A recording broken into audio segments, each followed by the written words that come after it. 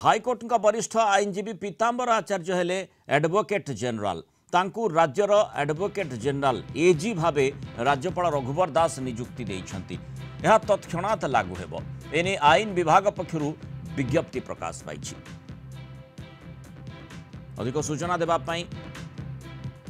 Cuttack zonal head विभूति साहू हम सहित जोड़ी होइछंती। विभूति अपेक्षा रहितिला एजी काहाकू नियुक्ति दिया जिवो आ से कथाटी स्पष्ट होइछि पीतांबर आचार्य नुआ एडवोकेट जनरल भावे राज्यपाल द्वारा नियुक्त होइछंती। अर्थात जो अभिज्ञता रही राज्य सरकार सरकारी पक्ष रखिबार जो आवश्यकता रही सेठी एडवोकेट जनरल गुरुदायित्व रही पीतांबर आचार्य ठीक भाव निर्वाह करि परिबे।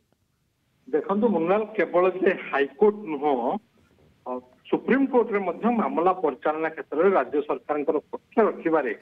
एडवोकेट जनरल बा एजी गुरु दायित्व थाए एवं वरिष्ठ आईनजीवी पीतांबर आचार्य जे दीर्घ वर्ष धरी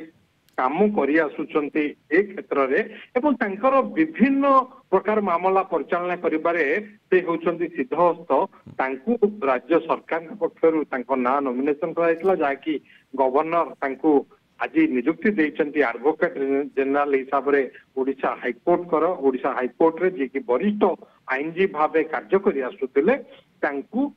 ए गुरु दायित्व दिया जाइए राज्य सरकार से पक्ष रखिबे एवं ओडिशा हाईकोर्ट रे राज्य सरकार जेकोसी नोटिस हो कौन मामलार परिचालना हो बा राज्य सरकार को कौन निर्देशनामा जदि जेतेबेले माननीय हाईकोर्ट कर देबार थाए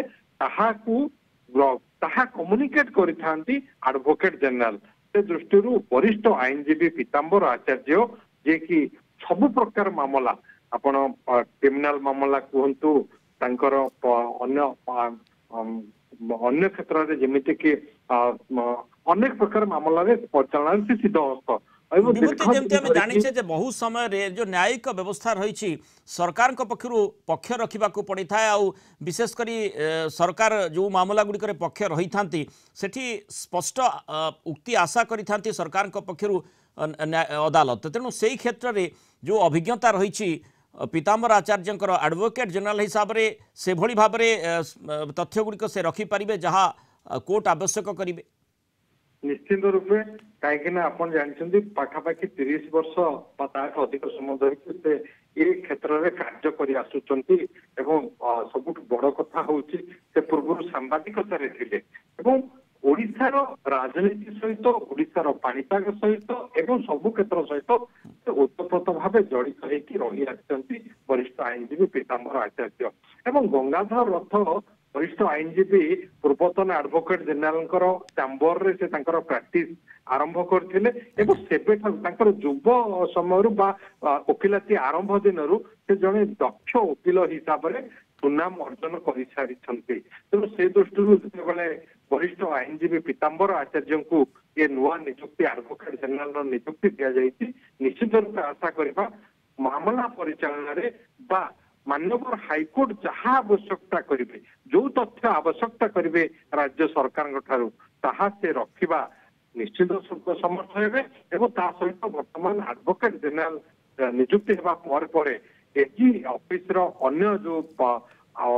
एडवोकेट माने एजीए कथा कहतु एडिशनल गवर्नमेंट एडवोकेट कथा कहतु जदि सरकार चाहिए गवर्नमेंट एडवोकेट रखिपारे असिस्टेंट स्टैंडिंग काउंसिल रखिपारे ये टीम फॉर्मेशन हम एवं ता सहित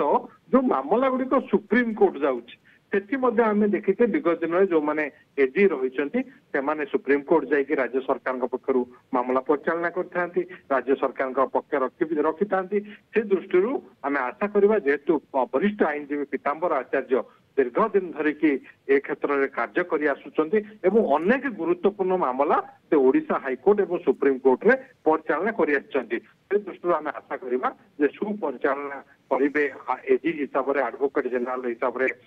वरिष्ठ आईनजीवी पीतांबर आचार्य एवं राज्य सरकार पक्षर ये जो विधिवत विज्ञप्ति लॉ डिपार्टमेंट पक्षर आज प्रकाशित होती जहाँ उल्लेख रही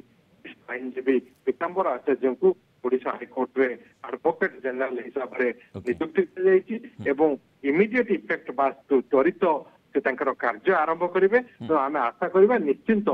राज्य सरकार पक्ष रखा माननीय हाईकोर्ट जहाँ जहाँ चाहिए राज्य सरकार तत्क्षणात देबारे से निश्चित रूपे समर्थ हेबे एवं जने दक्ष आईनजीवी हिसाब रे से ओडिशा हाईकोर्ट रे तांकर सुनाम रही से दृष्टि आम आशा करवा से सफल हेबे। धन्यवाद विभूति विस्तृत सूचना आम सहित रही।